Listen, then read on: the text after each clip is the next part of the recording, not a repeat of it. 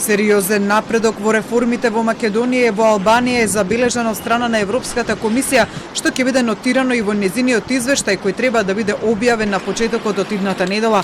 Еврокомесарот за проширување на Европската унија Оливер Вархеј од Министерскиот состанок на Вишеградската група со земјите од Западниот Балкан во Прага порача и се надева дека тоа ќе биде доволно двете земји да ги почнат преговорите за неколку недели.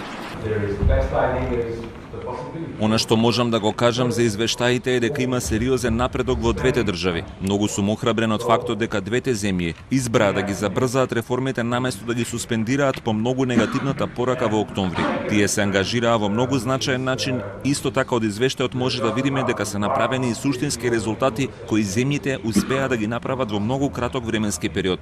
Со овој извештај навистина се надевам дека ќе ги убедиме земјите членки дека се подготвени и дека ние треба да бидеме подготвени да ги почнеме преговорите.